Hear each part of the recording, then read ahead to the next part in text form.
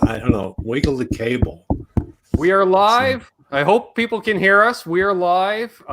Sunday, March the 29th, 2020. It is 8:12 p.m. Eastern. I'm Ben, and we have the one, the only, Dave of Dave's World of Fun Stuff.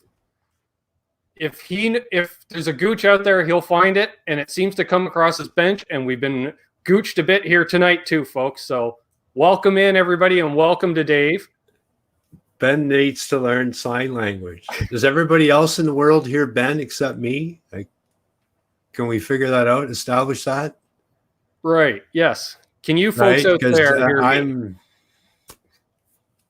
sinking. Okay. Let's see. Well, we'll give them a sec to respond. I know. It takes a minute or two. Right? Yeah. Where did the new ones show up? At the bottom or the top? The bottom. Okay. So I'm going to do a roll. Someone just said they hear us all, right? Nice. Well, I'm going to do a roll call here. Let's see. I like to give a shout out to everybody that takes the time to write in the chat. So let's see here. Scrolling up to the top. First in the chat, we have Zach Thong from Oshawa, Ontario. Then we've got Absolute Mayhem, who was hanging out with Dave and I about a month ago. We've got Down and Back with Corn Doug, my cousin Doug. We've got Brian Landreth, Terry's G&G, Sean Walden, Zach Thong again, Troy Acorn, welcome to the channel. Randy Crooks, Dan in New Jersey, Was Up Doc, BC Rich 581, Wolverine, Randy Crooks, Frank C, Paint Namer. Woo, lots of folks in here. Let's see, scrolling down, there's Music Therapy Laz. We've got Bent Rossum, Lawrence Petross Design himself. Awesome. There's Crowbar. JP Page 2. All right, marks those images. Yeah, I'm just going to scroll because you guys were talking a ton before we went. William De Silva and many others. We'll go with that. Many others. Thomas Santiago, Doug Evans, Zad the Inhaler, Dwight Bailey, Adam D, Mark Taft, Michael Cross. Awesome. So if you guys have any questions for me or Dave, ask away. We'll do our best to answer it. And there we go. Yeah, I can hear Ben. He's like on a mountain somewhere. He's hello, Dave. So I'm going to eat the microphone tonight, folks. I'm not sure. Who knows? This is always my luck with these live things. It's just like turns into a glitch fest. We had chatted about a year and a half ago about doing one of these, and you said technology hates me. Well, it's not me. It's it's someone that was me in another life, I think. Oh. Okay. See, they can hear both of us loud and clear at the other end. So you know what, Ben? You're a fucking jinx. Okay, it's all. What can I say? It's just, yeah. My hair is going to look like yours in about another couple months. The way things are going out there. Oh yeah. All right. Somebody better ask a question, otherwise. I know. Hey Dave, I see one here. Did there you take go. down the video of the 335 I built? Oh, that piece of shit. No, the video's there. I didn't build it. I put that together for somebody else who, this is what happens with the kits, right? Our ambition, our enthusiasm is overshadowed by our ambition. And then we find ourselves this deep in something that we really don't know how to do. And, yeah. Kit guitars. I have speaking of kits, okay, I have a prediction, right? I mean, I feel bad for the guys at Solo. Right. Because I do. They're still doing, they're online. You can still order stuff online. So don't forget that. But they had to close the store. And it was just getting going. So yeah. But anyway, back to that. My prediction was all the kits that the guys at Solo were selling would eventually come back to the service and repair department because everybody that bought them couldn't figure out how to make it very good. Does that sound about right? Yep. It could be a good business model, right? I think so. Yeah. Get them coming and going, right? So like a car that's a kit. Right? Now, BC Rich here, he's a big fan of yours, I know, and he just simply says Rickenbacker hates Dave. I don't know about tech. Well, okay, wait.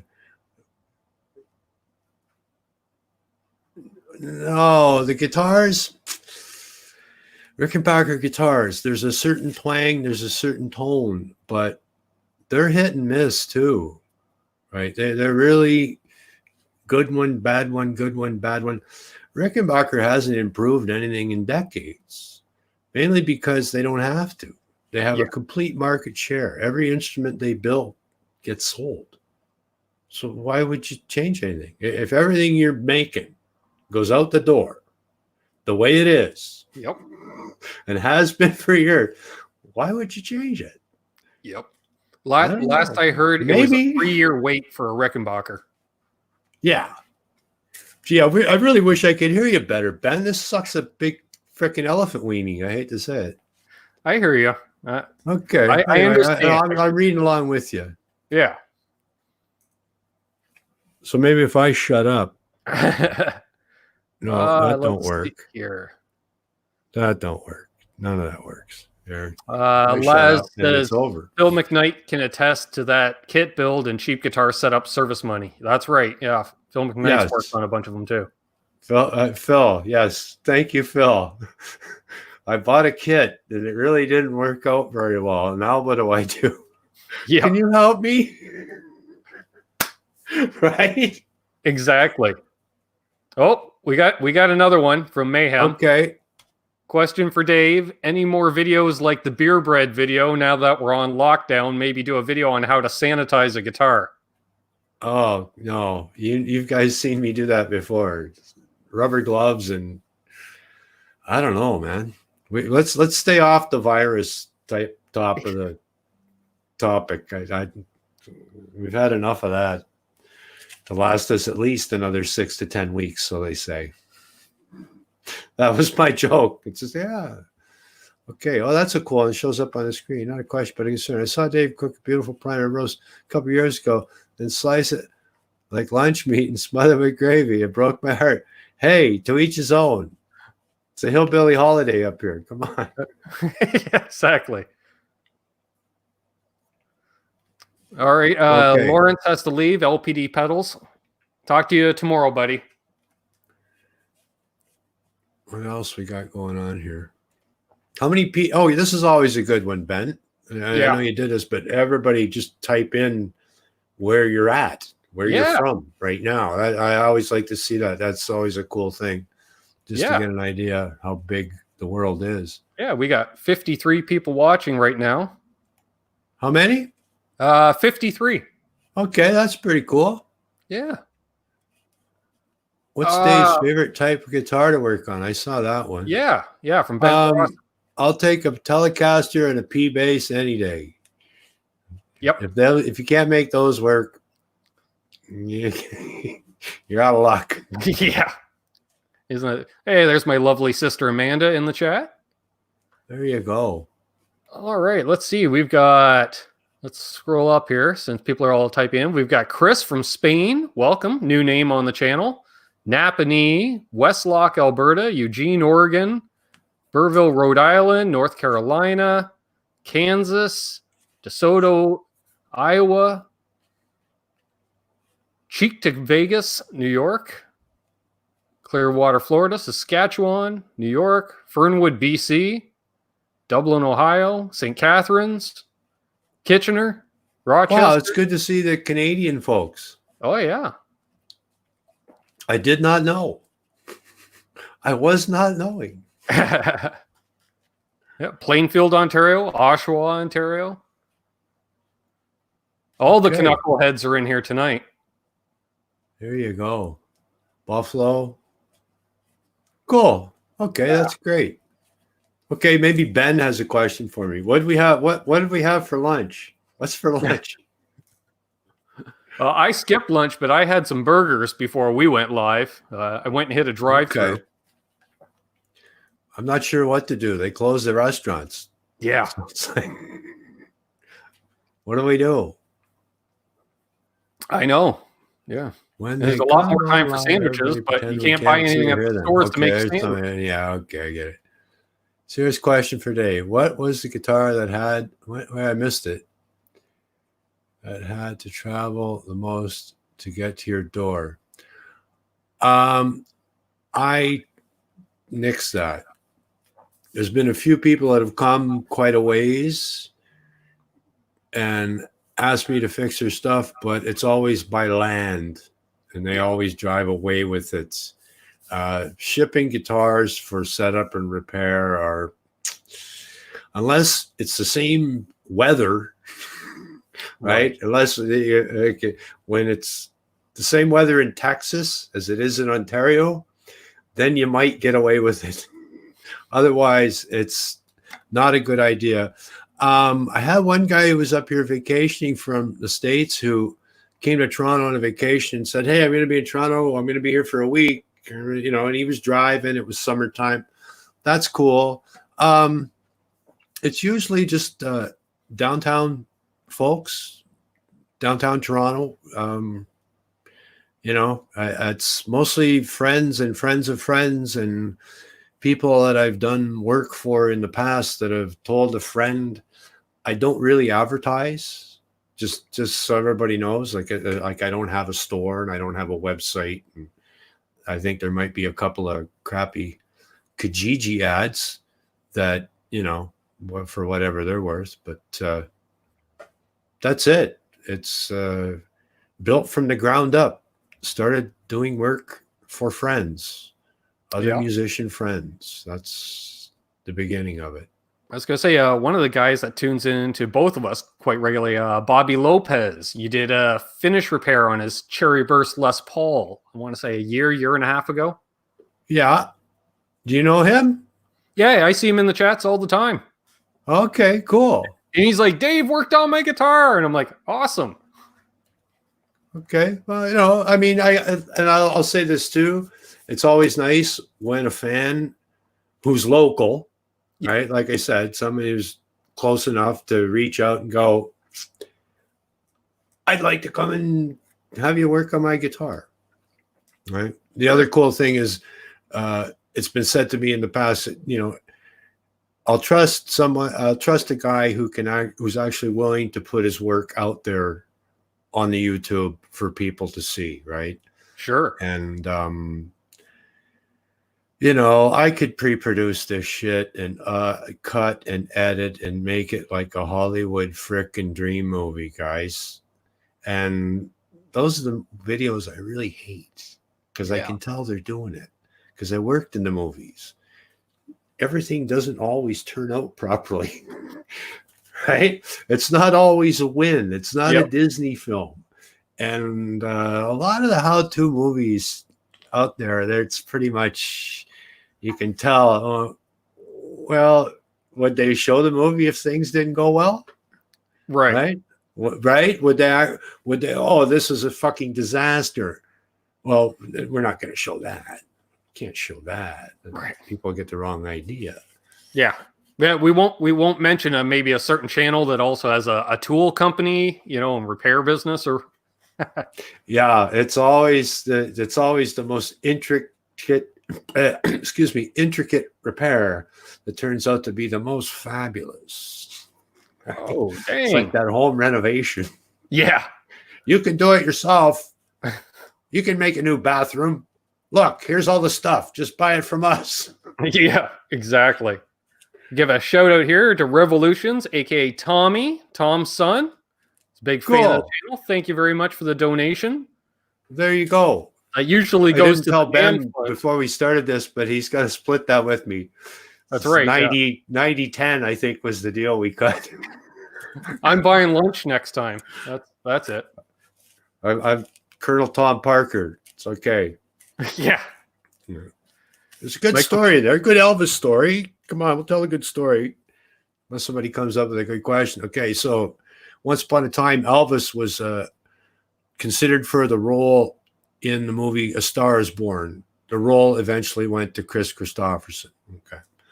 So they approached Colonel Tom about Elvis being in a movie.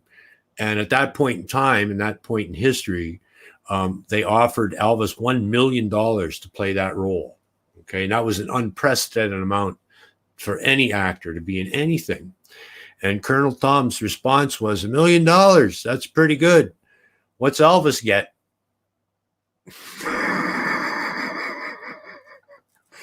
Right? Yeah, exactly. Right? Because Colonel Tom took 50%. Yep. Took half, right? So it would have been $2 million. What's Elvis get? Yeah, anybody watch the ZZ Top documentary on Netflix? Not Totally yet. off topic. Not yet, but I want to. Anybody seen that? Have you seen it, Ben? I haven't yet, but no, you got to watch it. I got to get it. No, you got to watch it. And the cool thing about those sort of documentaries that always, trips a ribbon in my head. No, it's always consistent. Is when I look back at all these people that had so much fantastic success. It all started in a bedroom with a shitty guitar and some LP records. It didn't start where it ended. That's all the time. You see that over and over again. Where did it begin? Right? Exactly. Yeah, somebody, Absolute Mayhem. Yes, the ZZ Top doc was really well done.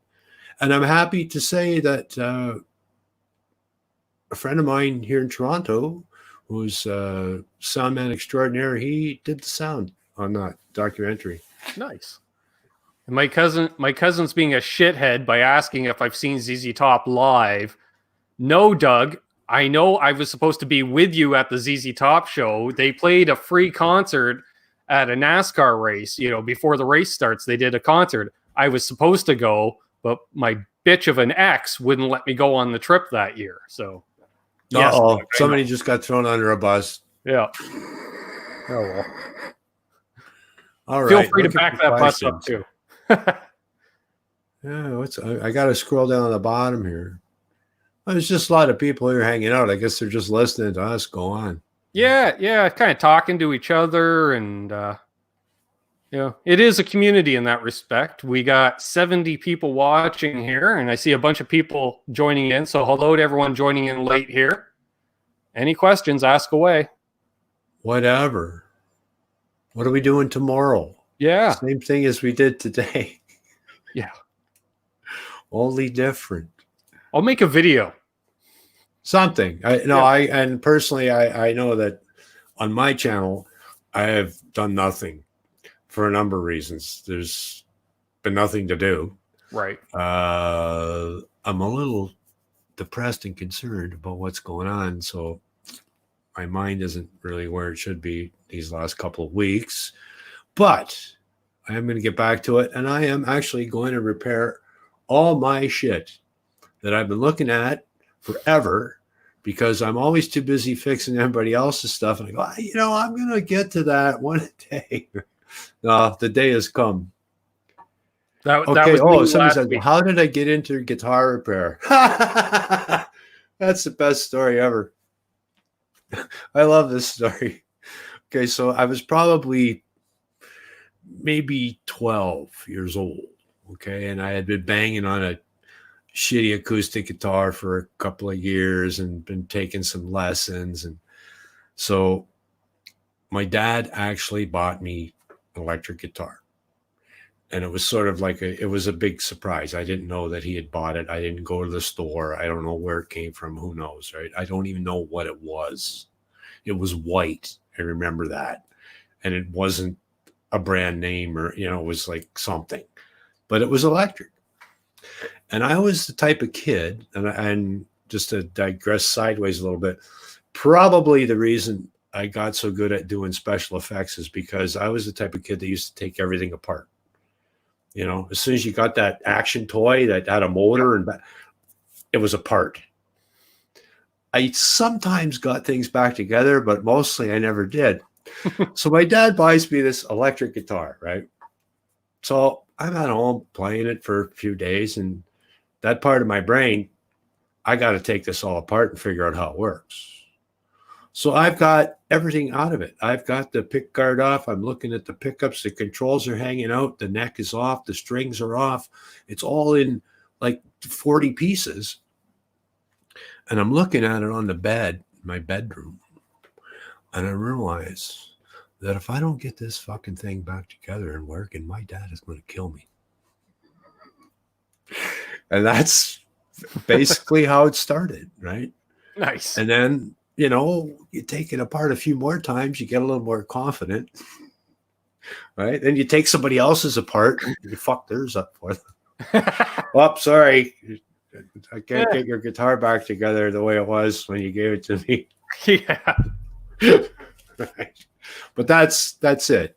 And when I was in bands on the road, before we had guys to help us, it seems to be a bass player job too. You're always stuck with the broken equipment, broken guitar, like broken stuff.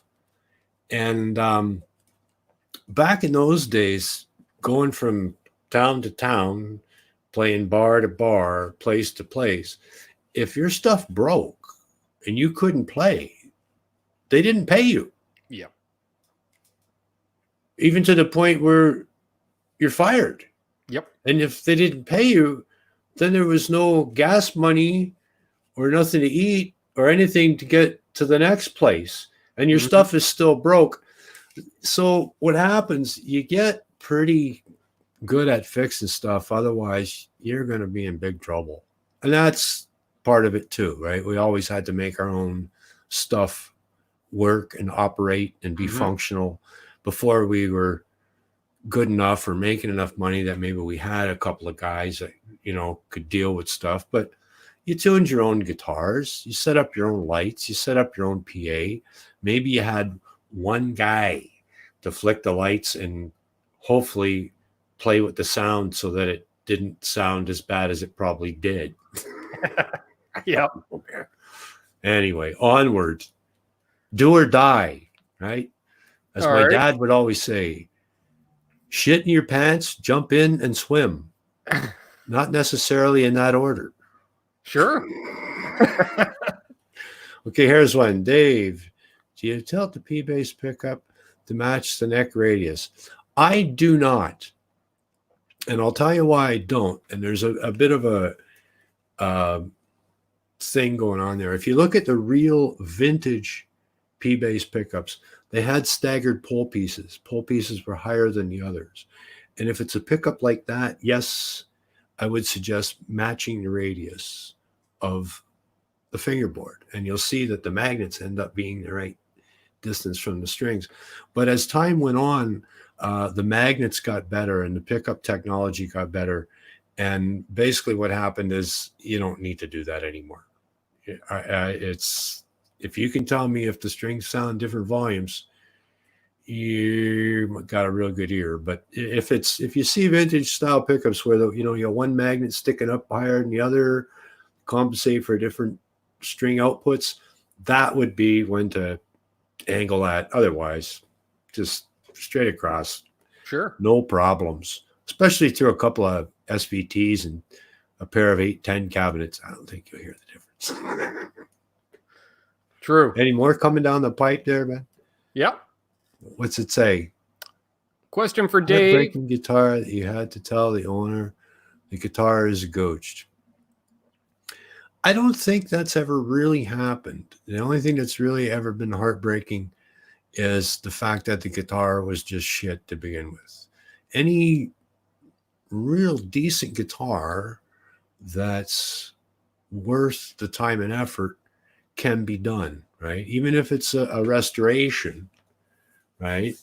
If it was a quality thing to begin with, there's a real good chance that it can all be brought back to life.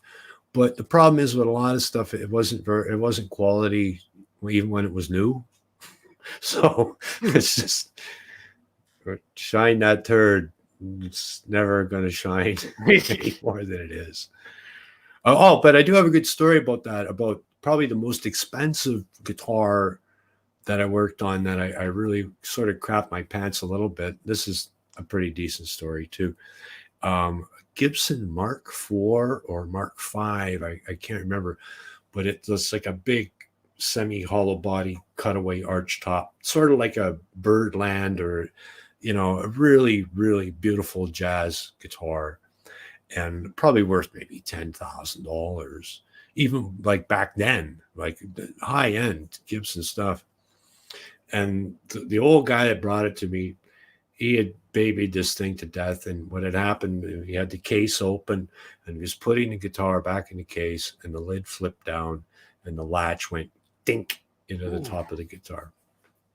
And he was like seriously upset and brought it to me. He said, like, can you repair this? And I go, yeah, I can fix that for you. No problem. And so I drop filled it with lacquer and I sanded it back, and I drop filled it and I matched the color, and I sanded it and I polished it, and I looked at it and I looked at it and I looked at it. And I went, okay, it's done. And this is a guy I work with too, right? So it's not just like some dude I never met. This is somebody I know. So he comes over and picks up the guitar and looks at it and goes, wow, thanks, man, so much. This is fantastic. And he left. And 2 hours later, the phone rang, and it was him calling me, right? And he said, Dave, it's Rob.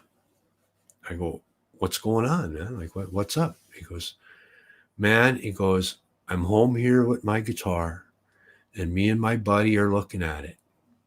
And like now my heart's like here. I go, fuck, here we go. Because me and my buddy are looking at it. And I just got to tell you, I can't tell where the damage was. We're looking for it. We can't figure out where the dent was that I brought it to you with. And all of a sudden I went, cool, man. Thanks for calling. It was just like, but for a minute, it's like, oh, fuck, what happened? Oh, yeah. Right. It fell apart on the way home, right? Exactly. Here's another one. The most reliable guitars. Simple is better, right? And that's why, you know, I always lean towards, like, you know, we don't like the Gibsons, but simple design. Telecaster, Fender guitars to me are the Tonka toys of guitars, right? Yeah. You can throw them in the corner, knock them off the stand, pick them up, and they'll probably be sort of still in tune. Mm-hmm. Right? And that's what you want, right? That's what you want. And I know a lot of people haven't had the experience of, like I was saying, having to go out and sing for your supper. And if you don't play, you don't get paid. And if you don't play, your career is over and life is over and rent doesn't get paid. So you really want something that's absolutely bulletproof, right? Whatever that might be. I don't know. I agree. I figured you were going to say Paul Reed Smith only because every time you do a video on one, you're like, I rarely see these. Well, just to further that, Ben, is thanks for bringing that up. I mean, I'm sure I don't know how great they are because I never see them. They just never seem to come around, right, at all. So it's they must be playing really well and doing what they're supposed to do, right? All right. Mayhem wants me to show you my dad's old telly. All right. Okay. How old is it? It is a 1967. Nice. That's it. All original? EMG pickups. Okay. Because, you know, he hated the 60 cycle hum and he played it through a twin at stage volume. Right.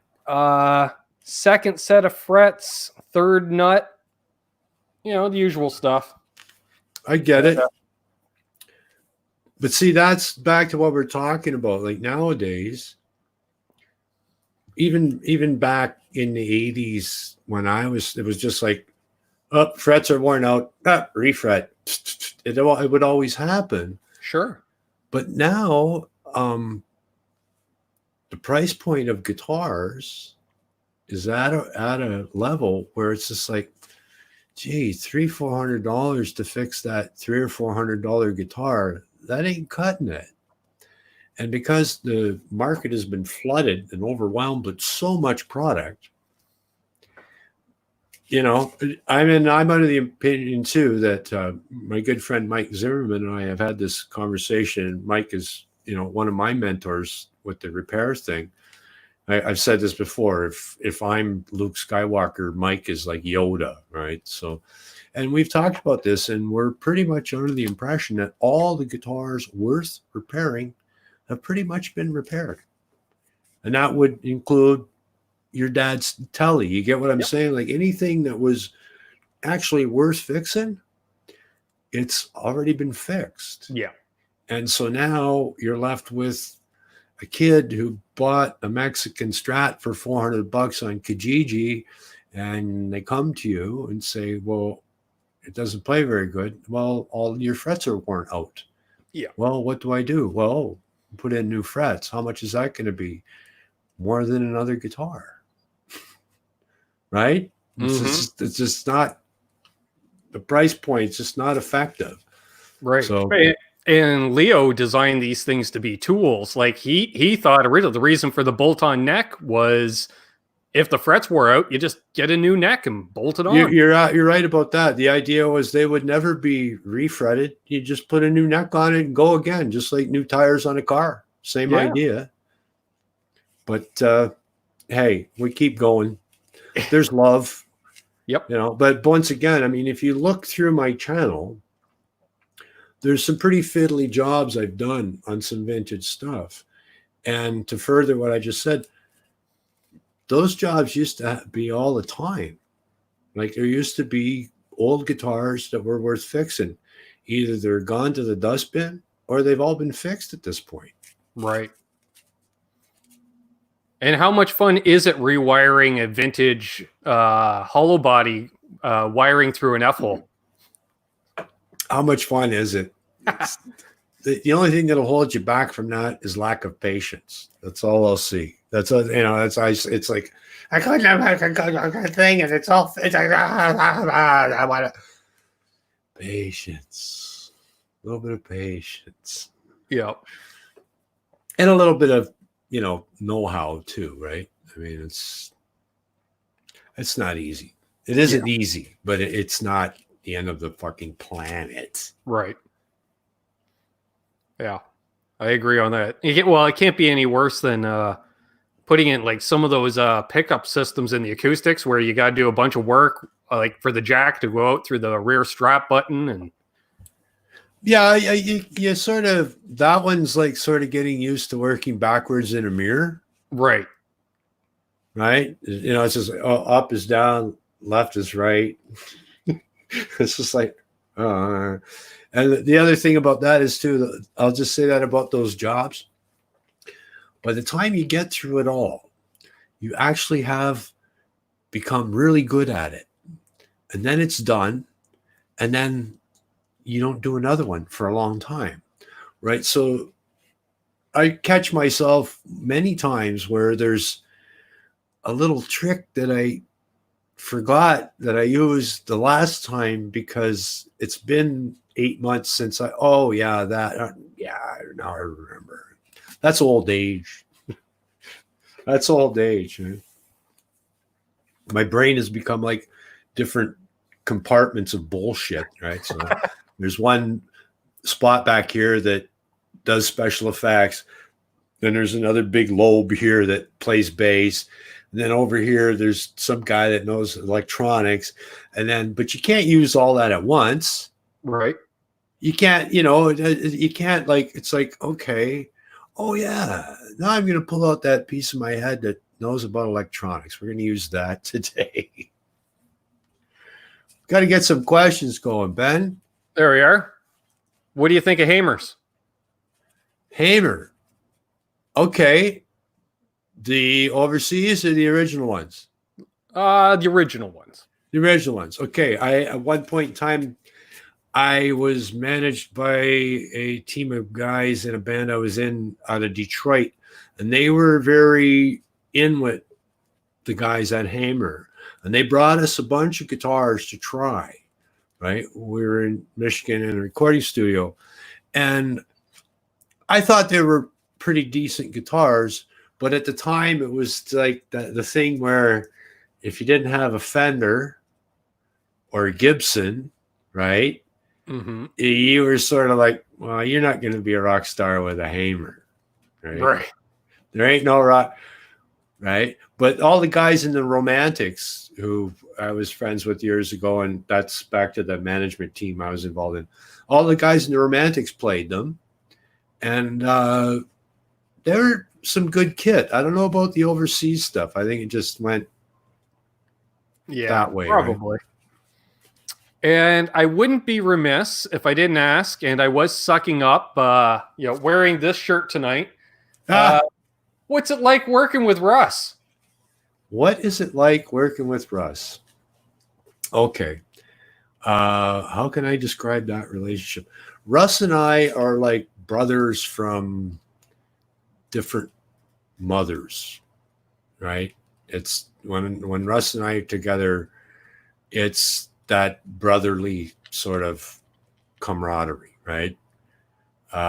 We definitely have the ability to get pissed off at each other, but there's always that heartfelt love that supersedes the fact that we're pissed off at each other. Russ and I wrote a lot of songs, and we're not done writing songs, but one of the cool things about working with Russ is that if he sings a line and I know the line, if you put us in different rooms, it'll be a harmony without trying. Right. Which was something we discovered working together. If I just open my mouth and sing with my natural voice and he does the same, it turns into this marvelous thing. And that was pretty cool. That was a great bonding point for us, because be able to create great vocals without trying. Right. That's a win. Where did you and Russ meet up? Because I know you guys are close friends. Russ and I go back way back to the early days, Gasworks days, Nob Hill, Toronto days. The band I was in and the Killer Dwarfs, we played all the same places, but I actually knew Russ and Daryl before the Killer Dwarfs were formed, when they were in two different bands. Okay. And those guys met in a club in Quebec City that we all used to play, the Cirque d'Electrique. Oh, which yeah. was a fantastic place, big old movie theater. It just kicked. It was great. Anvil played there, Coney Hatch. Everybody did that back then. And those guys met there. Russ's band was coming in and Daryl's band was on their way out. And they partied it up, and they weren't happy with the people they were working with. And I believe Russ stole the bass player from the band he was in, and Daryl stole the guitar player from the band he was in, and that became the original Killer Dwarfs. Okay. So that's how long I've known Russ, from way back then. Years go by, decades go, like literally decades go by, and I'm working with my friend Professor Red Shoes, Fred Duvall, out at the Powerline studio. And I was basically the house bass player. Fred played drums, I played bass. A cavalcade of people came in to record. And the Killer Dwarfs had been doing demos at Fred's studio in Scarborough, right? And it was like old home day. It was like, Russ, I haven't seen you in a million years. And the Dwarfs were sort of on the downturn at that point in time. And Russ wanted to do something different, and we started working on songs, and that eventually became Penny Black. That's awesome. That's that story. Right? I want to shout out. I see we got Scotty from Pro Analog Devices in here, builder of some great pedals. And hello to Jose Benito Martinez Jr. He says, I did not know all the backstory of Dave. Good guest, brother. Very informative. Oh, there's more. It's a fucking movie, guys. Yeah, if I did the script, like I said, back to that ZZ Top documentary, my documentaries, that's got nothing on my documentary. Nothing at all. But once again, the back pedal to that story about that documentary, every time it's kids in their bedroom with shitty guitars playing against the radio. I can remember I had a tape recorder and I'd wait for the favorite tune to come on the AM radio and hit my little reel-to-reel tape recorder and try and catch it. Yep. Right? So that I could play it back over and over again. Yep. Taking a 33 and a third RPM record and slowing and turning it to 16. Right. So that you could hear the licks slower. I mean, obviously it was all way out of pitch, but you could hear what was actually going on. Right. Now, the other trick we used to was like, because we'd slow it down by putting coins on the tone arm. I'm sure my parents loved that. Oh, yeah. Right? I was putting coins. So I was like, yeah, Dave's documentary, Turner and Gooch. I love it. No, it should be Tuner, guitar That's right. tuner and Gooch. Any videos of your old bands out there? Are there? Yeah, there's stuff. I've got stuff of Diamond. There's a really good documentary of Luke and the Apostles. I mean, I could go down the list of all of the people I played with, but it was prior to the video age. So a lot of cases, the best you have is an old still picture. Right. I mean, that's the truth, right? Yep. Exactly. And I was going to say, it's funny, like you're saying, all these bands playing the same venue in Quebec City. I don't think people realize, especially in Canada, the scene isn't that big once you reach outside of your own hometown. As soon as you get out on the road at all, it's a handful of guys out there, really. Well, it is. And you know as well, Ben, we're so spread out. It's not like America where you can hit a whole bunch of places. And that's, if you watch that ZZ Top thing, they just played in Texas. Right. They played in Tennessee and Texas. They didn't go anywhere till they broke. And they marketed Texas in the end. They took Texas and put it on the map, right? Which I thought was quite remarkable. Their manager was quite brilliant.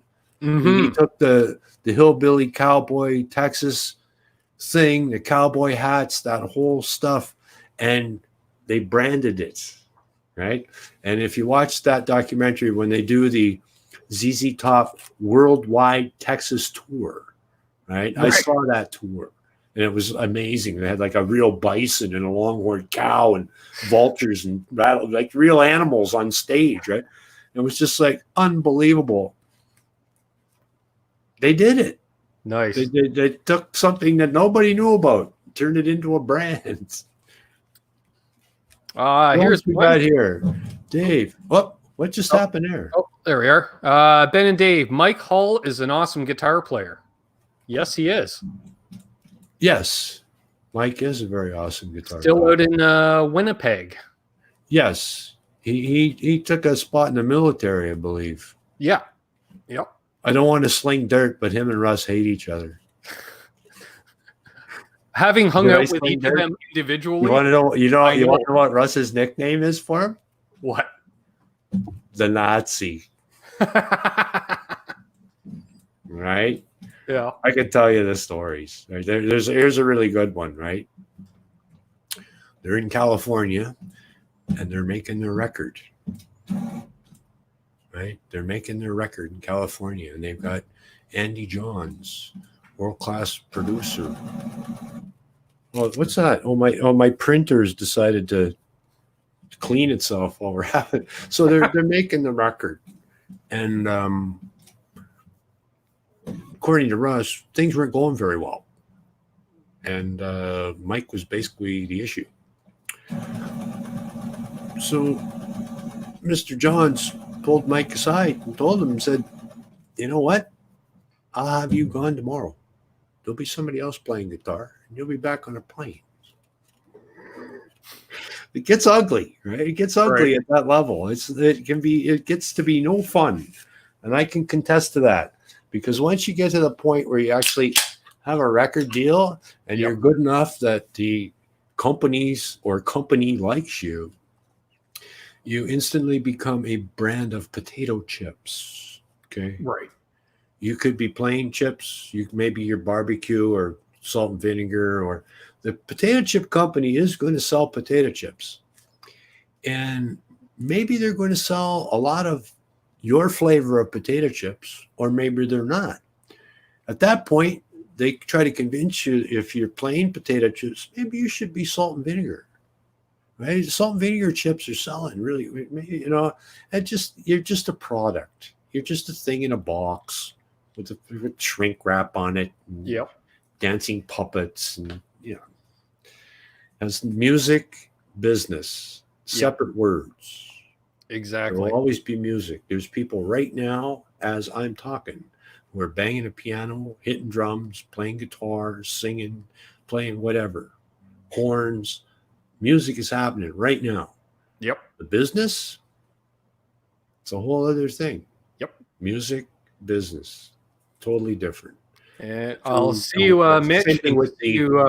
See you, Brian. We business. Yeah. You guys have a good night there. Yeah. It was funny because when you mentioned Mike, he was down here. Like when he takes leave each year, he'll do a few gigs down in this area because, you know, he's from Oshawa and he's got friends down here. And he would play at a local pub alongside Howard Ross. I'm sure you've come across Howard over the years, a rhythm and blues player. He's living in Uxbridge these days. And we had a photo taken of the three of us out front of the venue. And for 3 years after that, whenever Mike went back with Howard to play, they cropped me out of the photo, and that's the show poster. Hey, Ben, guess what just happened? What? I can actually hear you. Oh, wow. Who knew? I don't know. I just managed to lean on my keyboard and hit a button by accident. Sometimes that's all it takes. You know, that old, I can hit it with a hammer. It's going to work. Exactly. There you go. Wow, we burned into this. It's 9 o'clock. I've been having fun. I don't mind telling the stories, but sometimes, you know, like I said, my series that I'd like to do, like a serious, like a real documentary thing, it would be titled Stories from the Road That Could Never Be Told. Yes. Okay. And even if I did that documentary, there still would be stories from the road that could never be told. Either sometimes I can't believe what happened, and if I can't believe that things actually happened, then it would be hard to make other people believe that never happened. Right. There's no way. Should we do one? Stories from the road that can never be told? Yeah. Yes. Okay. Here's one. As you were saying that, I'm thinking to myself, there's been so many stories I didn't believe until I joined a band. And as soon as two things happened, I went, holy shit, it's all real. Okay. Here's a good story from the road that maybe I should tweak it a bit. Stories from the road that should never be told. Right. So I'm going to tell one.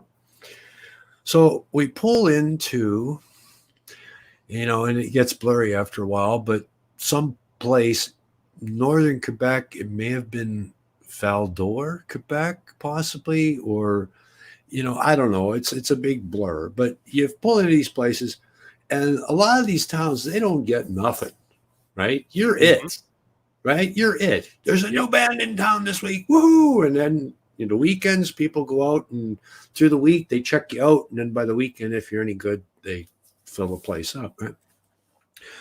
And you always played 6 nights, sometimes 7, sometimes 6 nights with a matinee. I can remember doing that. Saturday afternoon matinee. That was always pleasurable. So we pull into the place, you know, and there's all the power on the stage to plug your shit in, right? You hook up all your stuff.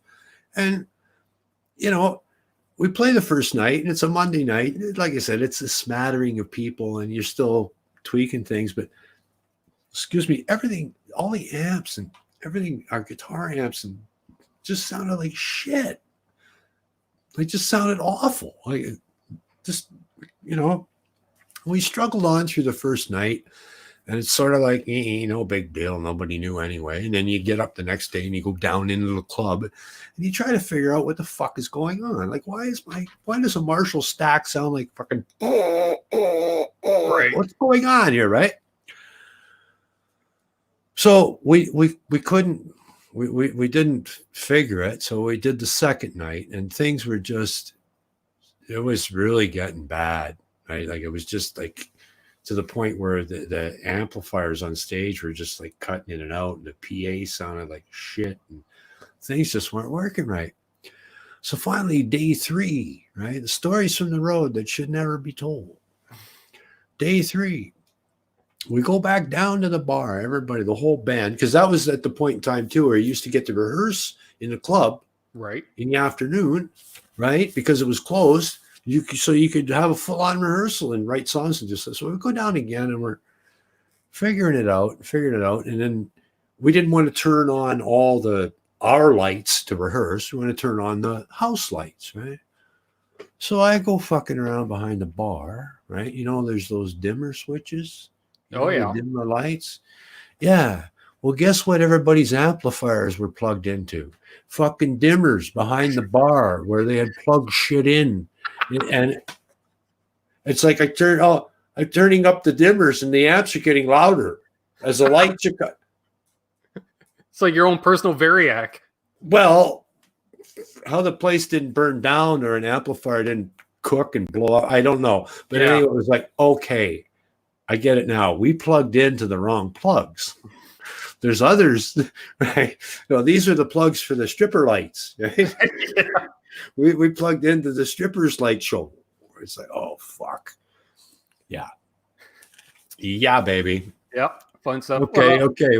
We're getting on to it here. We've been an hour at this, Ben. Oh, it's crazy. It's crazy. Now I can actually hear you though. It's almost better. Yeah. Well, we know try. what? I can hear you, and it's just like you're here, except for the smell. Well, there is that. I got you. You did. I use that one when people call me in my car on the speakerphone. Hey, it's just like you're here for real, except there's no smell. Love it.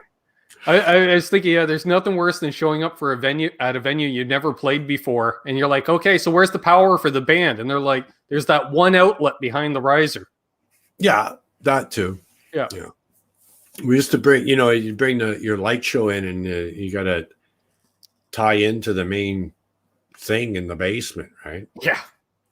And a lot of those services were like seriously underpowered, maybe 60 amps. A 24K light show needs like 100 amps to even work. Right. So what our guys used to do, and thank the Lord. I mean, we never turned all the lights on all full at any one time, maybe once at the end of the show where everything's burning, right?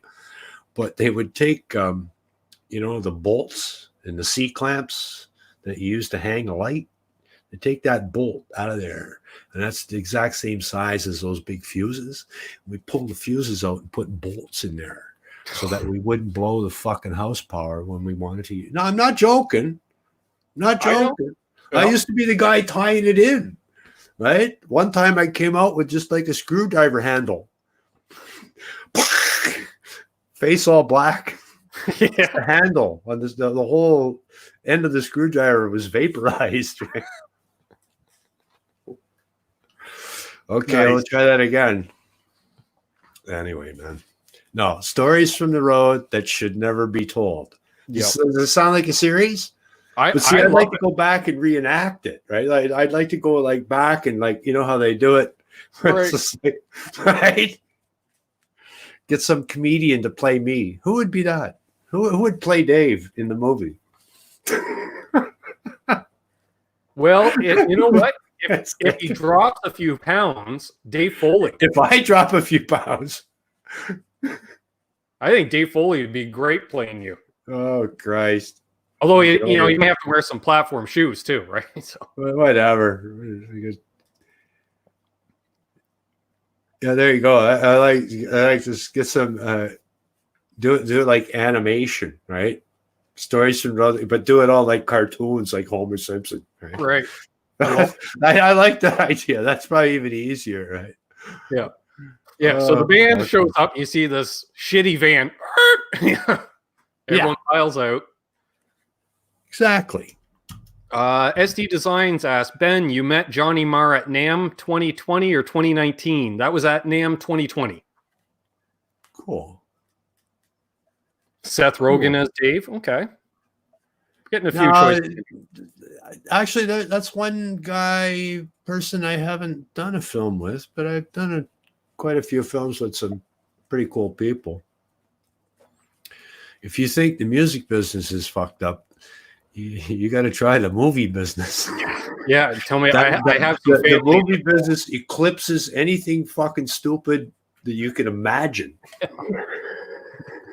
But whenever anyone mentions that, the craziness of Hollywood, I always think of that line. But enough about me. What did you think of my movie? Well, you got it right. It's just like I'm surprised that they're. See, I can't watch it anymore because I just see the grip stands and the lighting and I know they can't. It's like, and then I go, oh, that fake rain looks really shitty. Like I can't get my head around it. Exactly. But if we're looking for movie recommendations, I did actually watch a really good movie the other night with my good longtime friend Renee Zellweger in her role as Judy Garland. Oh. In the movie Judy. I did 2 feature films with Renee. Movie Chicago, which won 6 Academy Awards, and the motion picture Cinderella Man with Russell Crowe. So just to give you an idea of how cool and brilliant a lady she is. On Chicago, after 2 weeks of filming, she knew everyone by name. Okay, so when she walked on set, she knew, hi, Dave. She knew who you were, right? That's and rare. 2 years after the fucking fact, when she came back to Toronto to work on Cinderella Man, I'm standing way off set, off camera, I'm way away from everything. She comes onto the set. She spies me. She makes a beeline right over to me and says, Dave, how are you? It's so good to see you again. Right? Like such a beautiful person. Like what a beautiful lady. Yeah. When she was here in Toronto, she drove herself to work. Okay. Movie stars don't do that. No. They don't even want to let them do that. Right? Because then they'll get in traffic or an accident. She would drive herself to work. She would do her own laundry at a laundromat down here in the beach where they had her set up in a nice place to stay, right? Like just movie stars don't need to do their own laundry. Yeah. Especially if you're Renee Zellweger. Yeah. Right? But no, it's like interesting stuff. I learned a lot about people making the movies. I can understand. I spent a very little time on sets myself, and yeah, you learn real quick. There's 2 types of actors and actresses that I've learned about over the years. There's the ones that were dumped into it. And when I say dumped into it, daddy was a producer, mommy was a movie star, there was a big pile of money, and they were excelled to it. They're always assholes because they don't know the amount of work it takes. When you work with a actor or actress who has come up from it, like I said, the kid in the bedroom, right, all the way on their own, worked their way to, those are real human beings, right? I did, what was it? K-19, The Widowmaker with Harrison Ford, right? Yep. Harrison Ford was a carpenter in the same union that I belonged to. Right? Harrison Ford was like the most human, natural, funny, cool dude to be around. He's basically just himself on camera. He's no different. Right. He's just saying the words they give him. But he appreciated all the work that everybody did. Right? The other ones, they don't get it. They don't get it that there's 200 people making them look fantastic. Yeah, exactly. For 2 seconds, right? Yep. That I don't get that at all. It's just like, my sandwich is soggy. Maybe a fucking sandwich. I don't know, Ben. I think people are going to be angry with me because I'm been here too long. Not that I haven't enjoyed it, but I was thinking, even with the delay, we managed to get in a full hour on air here. So how about, we can wrap things up here. And do you have anything to add, my good man? Nothing. Well, I do. I have one thing to add. Keep in mind that the guys at Solo Guitars are still doing online commerce. So I know you can't go to the store and buy strings, but you can order them online from those guys. Yep. And I just, I know you can order stuff and get stuff from anywhere, but I really feel sad for those guys because they were making an amazing try at it and got clotheslined. Yeah. And I'm sad. I was really having a great time up there on Fridays, and we were working on the repair department, getting it together. The store was coming together. Ben was up there. He saw it. It was like, it's a great facility. Big plans and a lot of potential and a lot of positive energy. And so anyway, order something from Solo Guitars, I guess. Thanks. Send them a message. I just posted the link in the chat there. Thank you, Mayhem. Okay, yeah, cool. Yeah. And I'm going to reach out. Just to remind you, Absolute Mayhem is Wayne that was hanging out with us. Right. Wayne bought us lunch. Yeah. Wayne's the rich guy, right? Yeah, we love Wayne. Yeah, well, I'm just sad that I'm not having lunch at Mr. Nick's Grill anymore. Oh, yeah. I love that place. That was a great place. I loved it. Great place. We had it all to ourselves. Yeah, exactly. I was hoping to host a big party there, but actually, that's the other thing. All shit, man. And I'm not just speaking for myself, but I'm sure this is the case with a lot of people. Things were actually looking pretty positive until the virus thing pulled the sheets out from everybody. It's just like, so I don't know. We'll keep going and try and pick it up, but stay the fuck home. Exactly. And here we'll get on to it now before I go. Only one person needs to go shop. You don't need to bring your girlfriend, and your girlfriend doesn't need to bring your boyfriend, because now you've doubled your chances of getting it. Yep. Do you get that part? It's not a fucking shopping date. Okay? Go one per, I saw some people really doing it right the other day where the wife got in line and the old guy waited in the car. Like the good old days. Yeah. Do you really want to go in there with her? Exactly. Come on. Exactly. But I agree. And the quicker we all realize, just stay at home, we can take care of this. But as long as everyone keeps being jerks, it's just going to perpetuate it. That's it. I had a lot of fears that it, and I said I wasn't going to go on about it, but now we're talking about it, but it's okay. We're going to sign up. Just listen to what the health professionals are telling you and don't break the rules. Like, really don't, it's like, I'm going to go to the, no, don't do that. Don't do that. Just exactly. And if we do what they tell us, then we'll be able to get back to what we like to do. Exactly. Right, Ben? Thanks for having me, man. Hey. Really, thanks for the invite. We'll try and do it again. Yeah. And maybe we'll I have no idea what I was touching on the keyboard. It's like no, here. Who knows? I can hear you perfectly now. Yeah. Now, do you still hear? So what has to happen is I shouldn't touch anything till next time. Yeah, exactly. Right. Don't touch that. Don't touch anything till next time. Well, if you want to just hold the line here, I'll wrap things up. So, sure. Once again, if anyone hasn't already subscribed to Dave's channel, our mods have been putting the links to the channel in the chat. There's also a link down below in the description. Also, if you're new to the channel, thanks everybody that subscribed. I noticed I've got a bit of a bump in subscribers lately. Thanks, folks. And until I'm back again tomorrow night at 8 p.m. with Canucks with Guitars live Q&A, and I'll play some music. And as always, folks, hold those doors open. Let that guy in ahead of you in traffic. Do good things, and good things will happen to you. Karma's real. I'm living the dream. Dave's living the dream. So until next time, cheers, rock on, and I stole this one from Dave. Be good to each other, folks. Cheers. Yeah, do that. Be good to each other. It's tough sometimes, but you can do it.